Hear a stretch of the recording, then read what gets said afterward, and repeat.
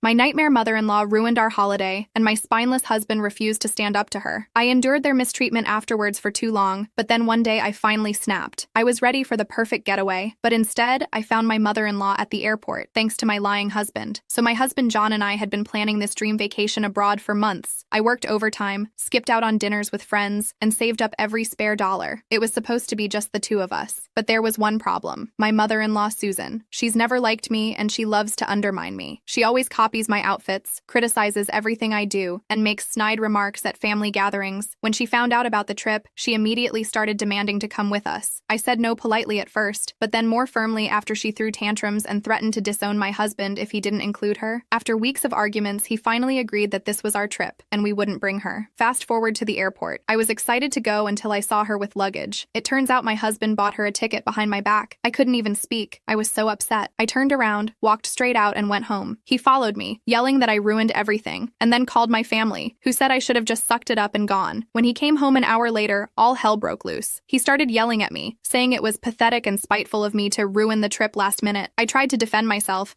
but he just wouldn't stop yelling, and he eventually did something I never thought he was capable of doing. He raised his fist at me, he balled it up and held it in the air, but then put it down. He never laid hands on me in the end, but that single act was enough for me to rethink everything. I told him that if he ever does that again, I was out of this relationship, and he quickly apologized, saying he doesn't know what came over him. For the next few days, the tension in the house was unbearable. John continued to act as though nothing was wrong. He made no real apology or acknowledgement of anything. Instead, he kept insisting that I was blowing things out of proportion. We barely spoke for days, and when we did, it was a surface-level conversation about work or the weather. Then, 3 days after the airport incident, Susan showed up unannounced. I wasn't surprised. She had a way of inserting herself into every situation, even when she wasn't wanted. I opened the door to her standing there with that same smile she always wore when she was up to something. She walked in without even waiting for an invitation, saying she was there to make amends. I braced myself, thinking maybe she'd offer some sort of apology. But no. Instead, she walked into my living room and immediately started rearranging things. She moved my couch, shifted my favorite vase to another table, and even adjusted the picture frames on the wall. I stood there in disbelief, biting my tongue because I knew that if I said anything, it would lead to another fight with John, and I was exhausted. I just wanted peace. So I stayed silent, hoping that once she'd finished her little makeover, she'd leave. But the damage was already done. John came home while she was still there. I waited for him to say something, to defend me, or at least acknowledge that Susan had overstepped. But after he saw the look on my face, all he said was, "She's just trying to help." That was the moment I realized John wasn't on my side. Every time I tried to set boundaries with Susan, he was the one to let her cross them. I thought about confronting Susan and telling her to leave and never come back. It would be no point because John would defend her, just like he always did. That night, I barely got any sleep. My mind kept replaying everything that had happened. The next morning, I decided to take a drive to clear my head. I didn't know where I was going, but I needed to get out of the house. While on the road, I passed a small cafe I hadn't noticed before. Needing a break, I stopped for coffee. As I sat down, my phone buzzed with a message from an old friend I hadn't spoken to in years. She was going through a rough patch in her own marriage and wanted to catch up. I didn't think much of it at the time, but I replied and set up a time to meet later that week. The meeting with her turned out to be eye-opening. She told me about her own struggles with her husband's family, how she'd felt suffocated and neglected. Her story was eerily similar to mine, except she had already made the decision to leave. It was like looking into a mirror of what my life could become if I stayed. She had found happiness again after walking away from her marriage, and for the first time, I started to consider that maybe leaving was an option for me too. A week later was our wedding anniversary. I'd been quietly looking forward to this night despite everything. I'd spent hours planning a romantic dinner, setting up our favorite dishes, lighting candles, and trying to rekindle some sense of intimacy between us. Before I could call for John, Susan showed up again. I don't know how she found out about our plans,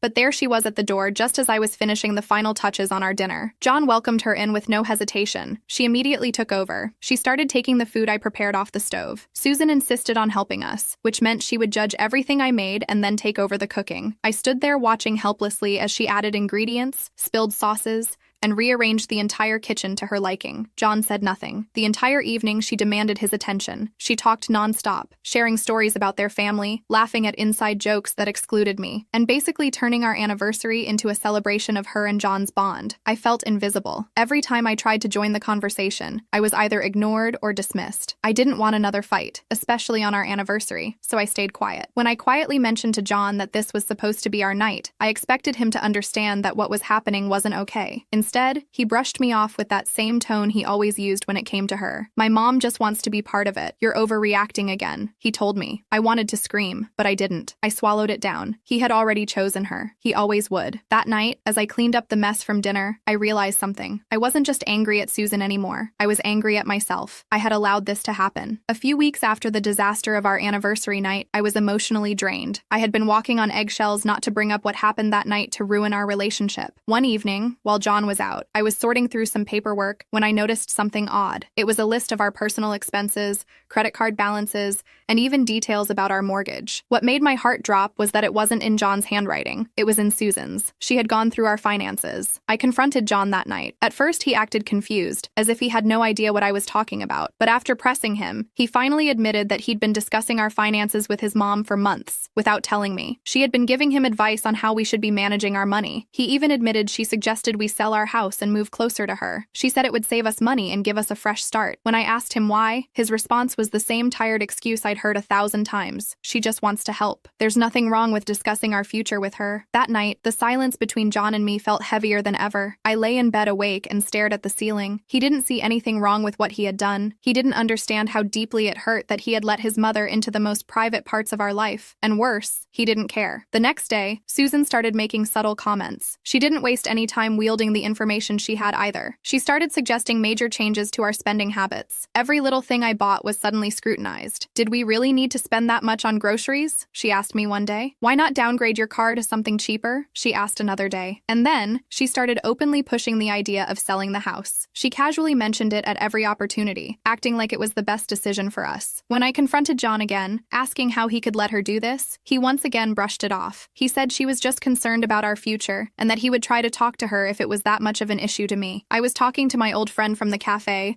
and she said the one thing that she wished she would have tried was therapy. I took that advice, and in a last attempt to save my marriage, I suggested couples counseling to John. Part of me still hoped that maybe John would finally wake up and see what his mother was doing to us. When I brought it up, he looked hesitant, but after some convincing, he agreed to give it a try. That small sliver of hope was enough to keep me going. Things finally started to look up. The day of our first therapy session came, and I was nervous but optimistic. I hoped the therapist could help us finally rekindle the spark that we had before, but just as the therapist called us in, the door swung open, and there was Susan. She walked in, smiling like this was her session too. My heart dropped. I couldn't believe what I was seeing. John had told her everything. He had told her about our decision to go to therapy. I didn't even have to ask. The look on his face said it all. He saw nothing wrong with her being there. In fact, he had probably invited her. My stomach churned as I realized just how deep this went. The session quickly turned chaotic. Susan immediately jumped into the conversation, claiming that she was only trying to be a part of our lives. She explained every boundary she had crossed and every moment she had inserted herself into our marriage, and John sat there nodding along. The therapist tried to mediate and suggested that maybe we needed to set clear boundaries. But John pushed back, saying that I was too sensitive and accused me of trying to isolate him from his family. The therapist's words were drowned out by Susan. I could barely focus. All I could hear was John taking his mother's side. It was too much. I walked out of the session feeling more alone than ever. The glimmer of hope I had felt was gone. The reality hit me hard. John wasn't going to change. No matter how much I begged or how much I tried to make him understand,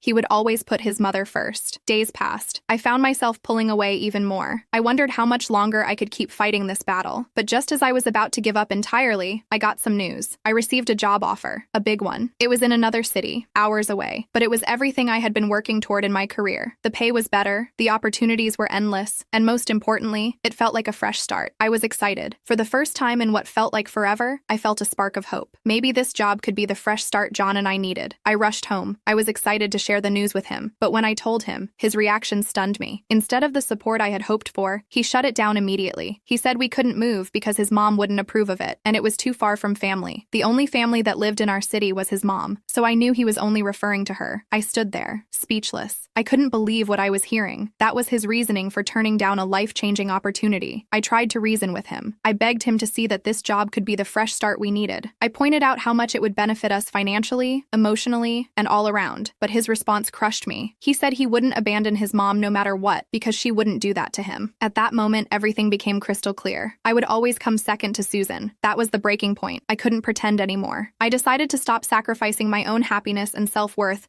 just to stay in a marriage where I clearly wasn't respected or valued. I had fought for so long, but I realized I had been fighting alone. I made the decision to leave. Filing for divorce was one of the hardest things I've ever done, but I knew it was the only way to live the life that I deserved. I sat John down and explained that I couldn't stay in a marriage where I was constantly overshadowed and disrespected. I was made to feel like an outsider in my own home. He didn't understand, of course. He never would. He continued to blame me for the breakdown of our marriage. He refused to see how his own actions and his mother's constant interference had driven us apart, but I was done trying to make him see. The day I left, I felt a strange mix of sadness and relief. It hurt to walk away from the man I had once loved, but at the same time, I felt like a weight had been lifted off my shoulders. I could breathe again. I accepted the job offer in the new city and packed up my things, ready to start over. In the aftermath, John continued to paint himself as the victim and told his family and mine that I had overreacted and that I was the one who had given up on our marriage. But deep down, I knew the truth. I hadn't given up. I had fought harder than anyone should have to, but there comes a point where you realize that you can't change anyone or make someone love you. Moving to the new city was the best decision I ever made. It wasn't easy, but it was necessary. I started my new job, and for the first time in years, I felt like I was living my own life. And even though the scars of my marriage still hurt, I've found peace in knowing that I chose myself.